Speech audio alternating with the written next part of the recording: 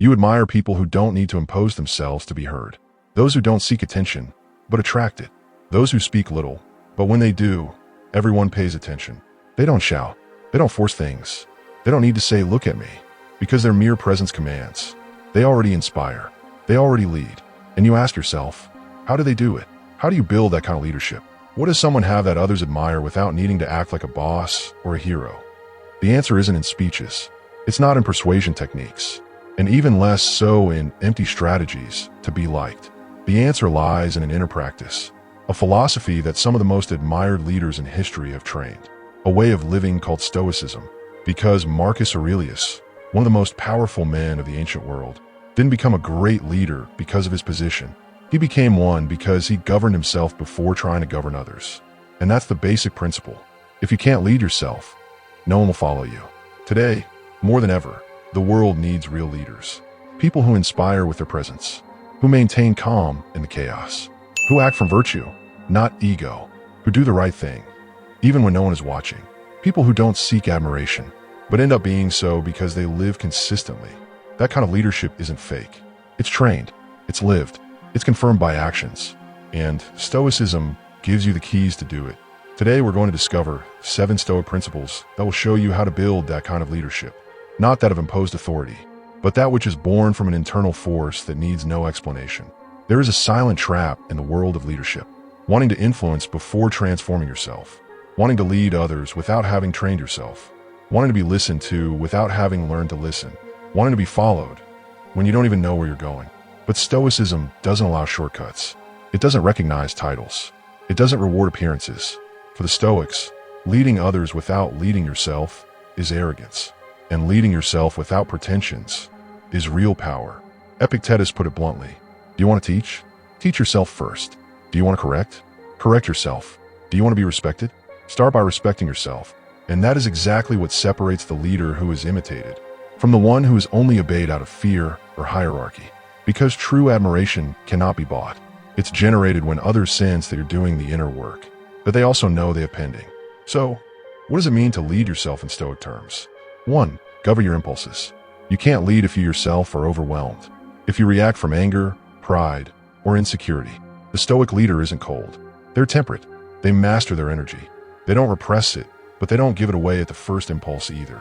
When you govern yourself in an argument, when you listen before you speak, when you choose firmness over drama, you are leading, and the other person, without saying so, recognizes you for that. 2. Be your own judge. A Stoic leader doesn't wait for the world to tell them whether they're doing well or badly. They observe, they measure, they evaluate. They don't live for approval. They live for their own consistency. That makes them solid, immune to applause, but also to contempt. Firm, because it no longer needs external support. 3. Doing the right thing when no one is watching. Real authority is born in the invisible. When you choose not to lie, even though you could. When you keep your word, even though no one remembers it. When you uphold the standard, even though you are alone. That is the deepest training of Stoic leadership. Making your daily life a practice of personal virtue, which no one needs to see for it to be valuable. And, paradoxically, that is what is most noticeable. Because we all recognize, even if only intuitively, when someone addresses themselves with respect, with order, with purpose. And when that happens, you no longer need to say, "Follow me." They follow you on their own, because they've seen in you what they haven't yet been able to sustain in themselves, and they want to learn it. There's a quality that everyone recognizes without words. It's not measured by titles or appearance or volume. It's a feeling that's instantly perceived, a presence that doesn't impose itself, but that transforms the environment. It's serenity, and it's not simple tranquility. It's something deeper. It's firmness without harshness. It's emotional stability in the midst of chaos. It's knowing how to be without getting overwhelmed. The Stoic leader is, above all, someone who knows how to restrain themselves, to restrain their mind, to restrain their judgment, to restrain their language, and with that, to restrain others. Marcus Aurelius knew this well. In his meditations, surrounded by war, betrayals, and political pressure, he wrote, "Choose not to be agitated by what happens. Choose to act as if your soul had the peace of someone who has already understood the essential." That choice, because it is a choice, not an innate trait, is what makes you center, a pivot, a reference. Because in a troubled world, the one who remains serene, without disconnecting, becomes the point everyone looks to when everything trembles. So, how do you cultivate this Stoic serenity? 1. Controlling your interpretation. It's not what happens that upsets you. It's what you believe about what's happening. It's the narrative you construct, and the Stoic knows it. That's why, when faced with an unexpected event, they stop and ask themselves, is this really serious or just uncomfortable? Is it in my control or not? Is my reaction going to add value or just create more chaos? That inner pause is pure leadership, because curbing reactivity is an act of invisible power. 2. Practicing complete presence.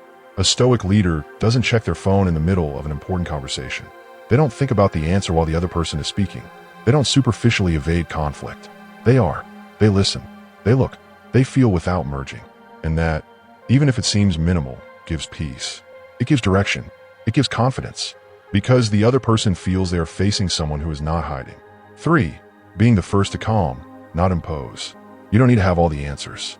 You just need to show that fear doesn't drag you down. That you can think clearly even when no one else can.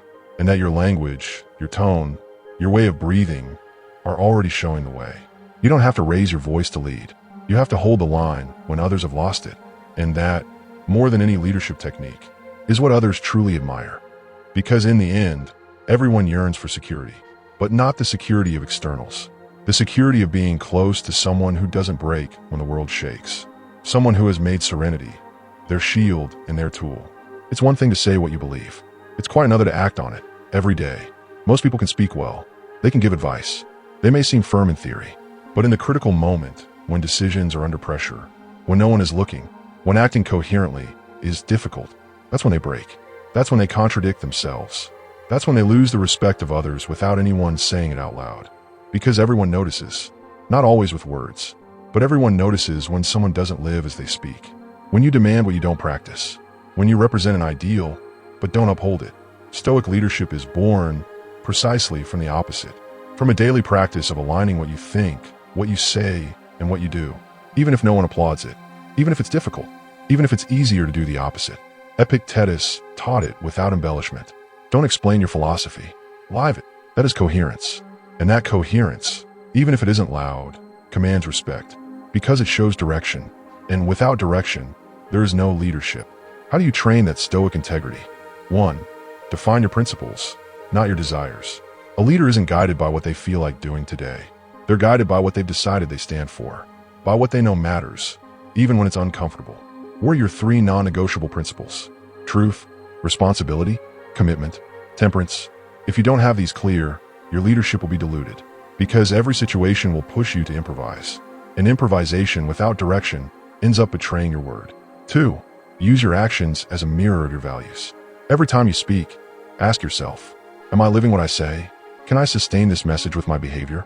Do my habits, my pace, my attitude reflect what I teach or demand? Don't answer with ego. Answer honestly, because if you can't look at yourself without excuses, how do you expect others to trust you? 3. Correct without justifying yourself. When you stray, because you will, don't deny it. Don't sugarcoat it. Admit it. Correct it. Come back. That humility doesn't weaken you. It strengthens you. It makes you trustworthy. It makes you human, but solid. A consistent leader doesn't need to convince, because their life is already living proof of what they preach. And when someone lives what they say, when they don't hide behind rhetoric, people follow them, not because they have to, but because they feel there's something real there, something firm, something they can trust. One of a leader's most powerful weapons isn't force, nor physical presence, nor control over others. It's the conscious use of their word, because language can build or destroy. It can soothe or ignite.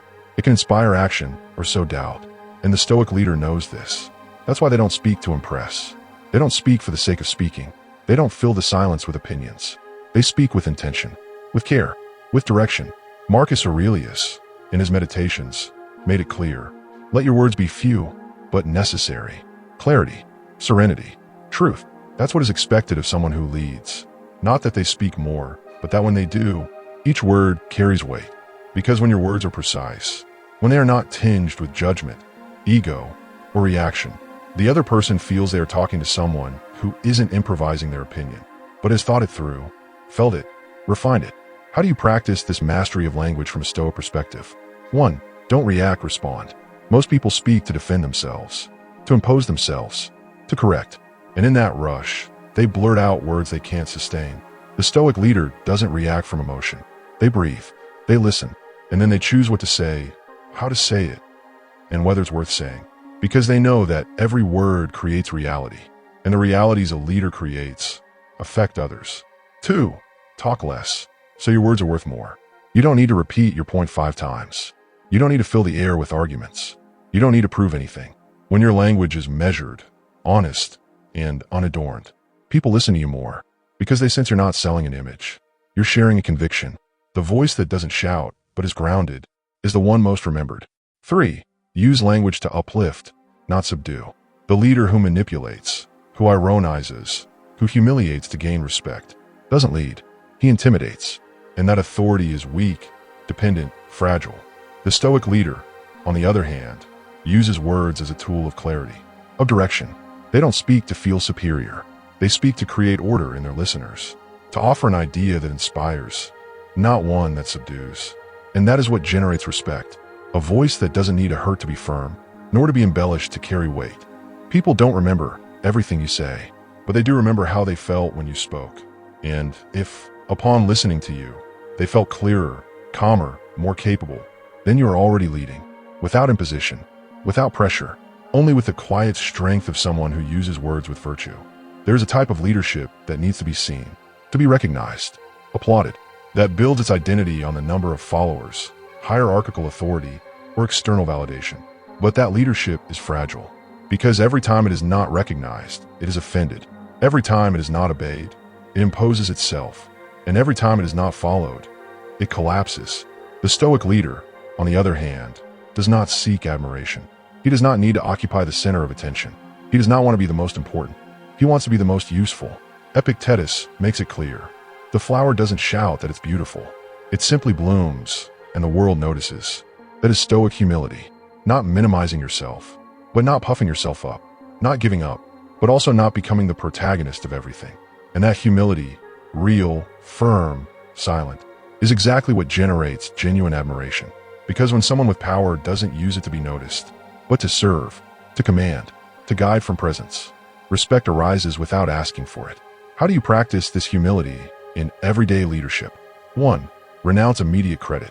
The Stoic leader does what they must, even if they don't receive the credit, even if no one recognizes it, even if someone else takes the credit, because they don't lead for ego.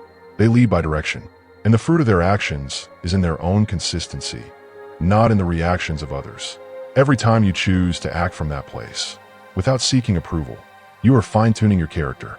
You are truly leading. 2. Listen more than you speak. A humble leader doesn't impose their vision right away. First, they listen. They observe. They learn. They don't act as if they already know everything, because they know that knowledge isn't demonstrated by talking, but by asking better questions. And when others see that you can have authority without needing to be a know-it-all, they begin to trust, because they know you're not there to show off, but to contribute. 3. Give space when necessary. The leader who wants to control everything, who always needs to have a last word, who doesn't allow others to grow alongside them, ends up alone. But the Stoic leader builds community. They make room. They celebrate the progress of others without feeling that it overshadows them, because they understand that their greatness doesn't lie in being indispensable, but in helping others flourish as well. When you lead from humility, your presence doesn't shout, but it's felt, it's remembered, it's respected. Because in a world full of people seeking to stand out, those who act from conscious service, without losing their dignity, unwittingly become a reference point. There's something you never see in the final result of an admirable leader: the silent early mornings, the doubts you grapple with, the decisions you uphold when no one applauded, the habits you repeat every day without motivation. That's discipline, but not a forced, rigid, or painful discipline. It's Stoic discipline, which comes from understanding that you can't lead anyone if you haven't first mastered your body, your mind, and your rhythm.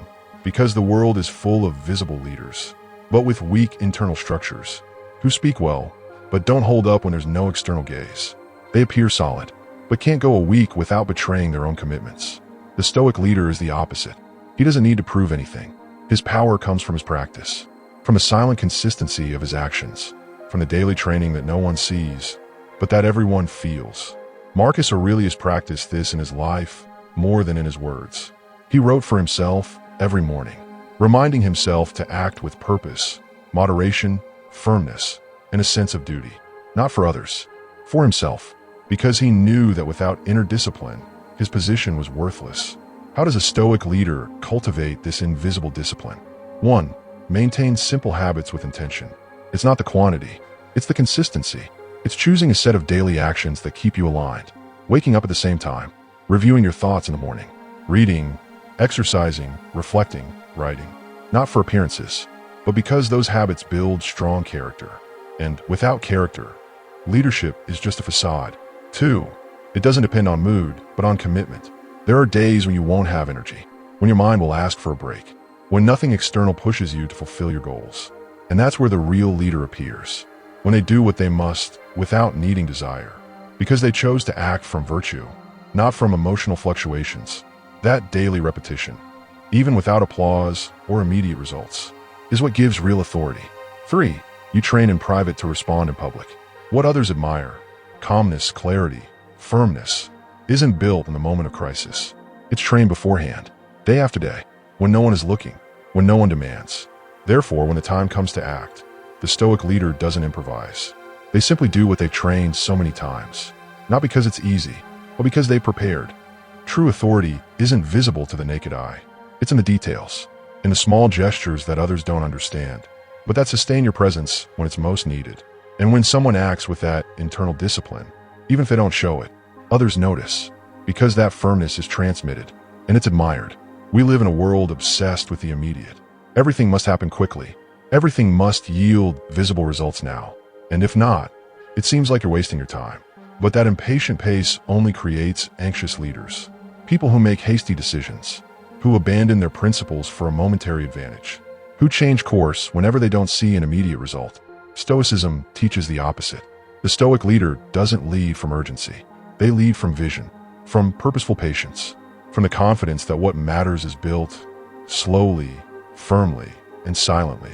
Marcus Aurelius knew this. He could command armies, give orders, change the course of an empire, but he preferred to write in his notebook, reminding himself every day that everything takes time, that everything changes, and that virtue lies in staying the course, even if the fruits are delayed. That is Stoic vision. It isn't looking to the future as a wish. It is holding fast to a path without betraying yourself, even when the environment wants you to speed up. How do you train this steadfast patience? 1. Define your direction, not your reward. The Stoic leader isn't driven by the promise of quick success. They're driven because they've chosen a direction that makes sense. And that's enough.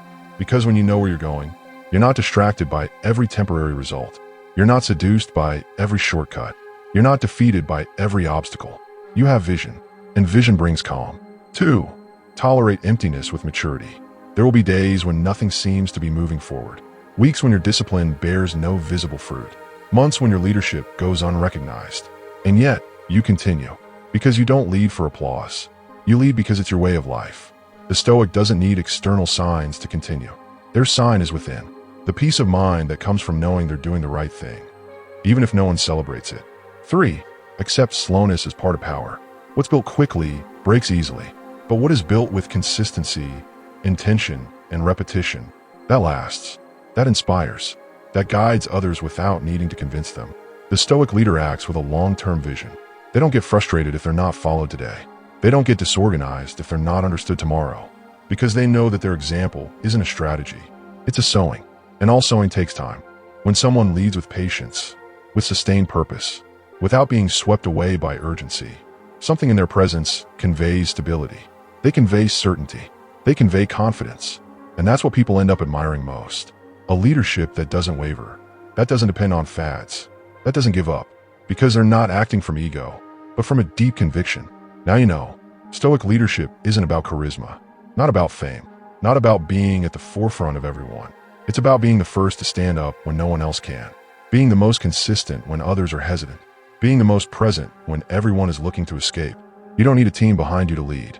You don't need a position, or a microphone, or a crowd, because the leadership that lasts, the kind that truly leaves its mark, begins where no one applauds you, in your way of thinking, in your way of deciding, in your way of living. Think about everything we've said, leading yourself before trying to lead others, becoming a center of serenity in the midst of chaos. living with a consistency that needs no explanation, speaking clearly, not with superiority, serve from humility, not from a need for attention, sustain invisible habits with inner strength, walk with a long-term vision, even when no one notices. All of this is trained. It's not simulated. It's not faked. And for that very reason, when someone embodies it, they become magnetic, not because of what they say, but because of what they inspire, because of how they act, because of how they live. That's the kind of leader everyone ends up admiring. The one who doesn't push you, but shows you. The one who doesn't sell out, but gives themselves over. The one who doesn't impose, but is there. And they are there with a force that needs no explanation, because it springs from their own roots. And you can become that leader, without theatrics, without shortcuts, only with daily practice, with direction, with the decision to stop acting out of reaction and start living with purpose. Stoic leadership isn't built on grandiloquent speeches. It's built on the invisible, on what no one asks of you, but you do, on what no one applauds, but you repeat. And if there's one thing this philosophy has going for it, it's that it doesn't need external conditions to get started. It only requires that you decide to act like the person you say you admire. Today, not tomorrow, and not in an extreme way, but from the smallest details, from those acts that seem small, but that are the foundation of every strong character. Do you want to lead with presence? Start by standing up when you said you would, by listening when you might interrupt, by staying silent when you might overstep your bounds, by keeping your word even when no one notices, by acting as if you're already the reference you need, because that changes everything. You don't need a stage to be a leader.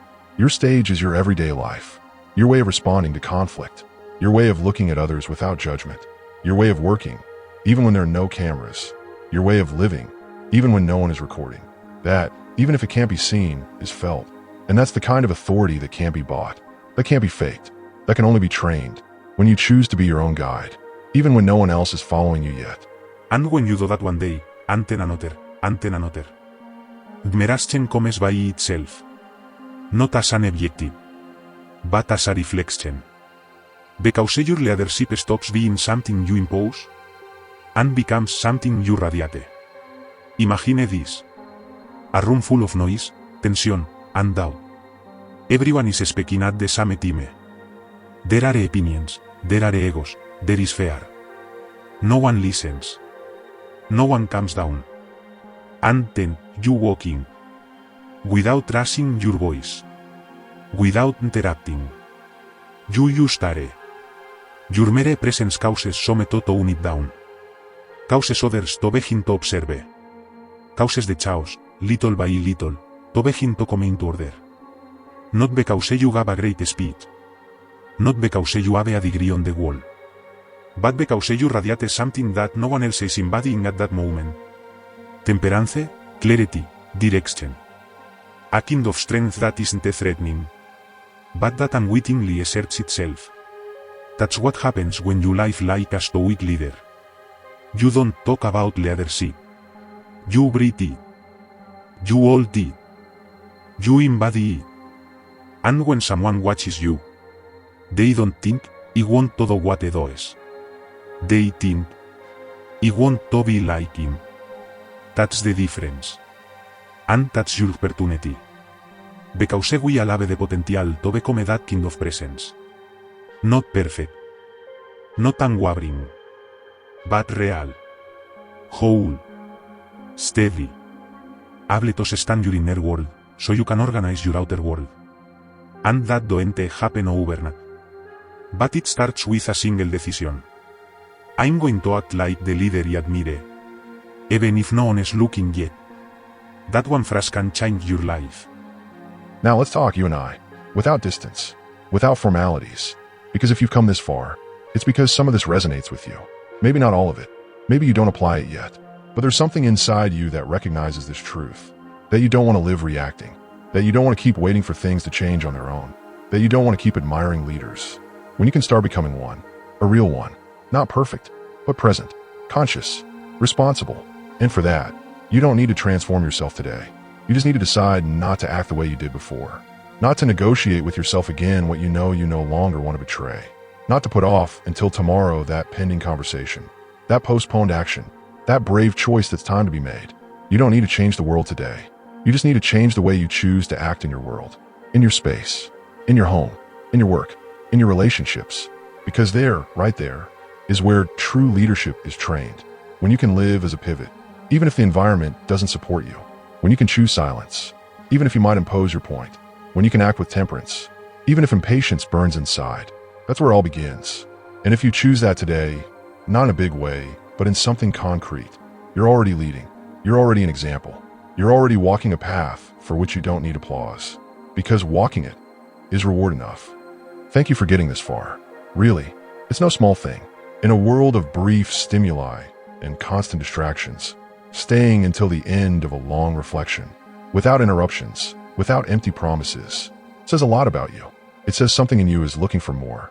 Not more content, but more meaning, more coherence, more direction. And that's what you're finding here. Not absolute answers, not magic formulas, but a path of practice, of lived philosophy, of leadership without noise, but with roots. And if this message has planted something in you, I invite you now to pause it. Don't let this be just another video you watched.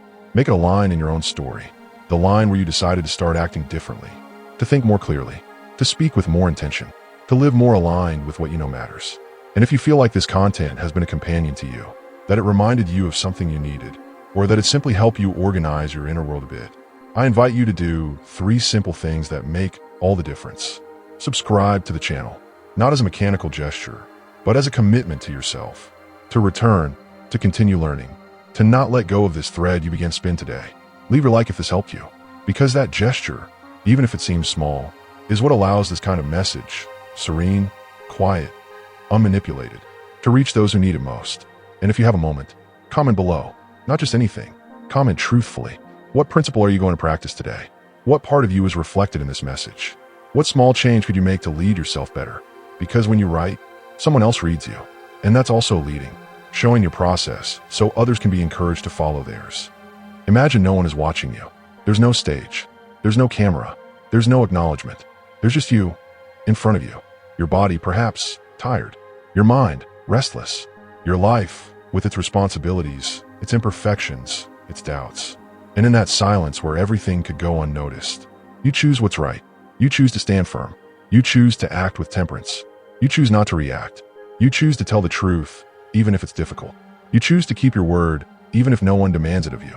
That moment, invisible to the world, is where true leadership is born. There, in the depths of your soul. There, where you choose to be who you admire, even if no one is watching. That's the ground where profound authority is forged. Not the one you're given, the one you give yourself, the one you radiate without asking permission, the one that guides others without pushing them. And if you can sustain that today, and try again tomorrow, even if you fail, even if no one applauds, then you're already on the path. You're already leading. You're already building an influence that doesn't need noise, because its roots are too firm to break. Thank you for being here, for listening, for staying, for wanting to live differently. This channel exists to accompany you, not as a teacher, but as a mirror, one that reminds you of what you already know, but perhaps had stopped practicing. Subscribe if you want to continue walking this path with us. Share this message if you think someone needs it. And don't forget, every time you choose to act virtuously, even if you're alone, even if you're afraid, even if no one notices, you're creating something. You're sowing authority. You're leaving your mark. And the world needs more people like that. People like you. If you decide to start now, no excuses, no waiting, just live, as a Stoic leader. See you in the next video.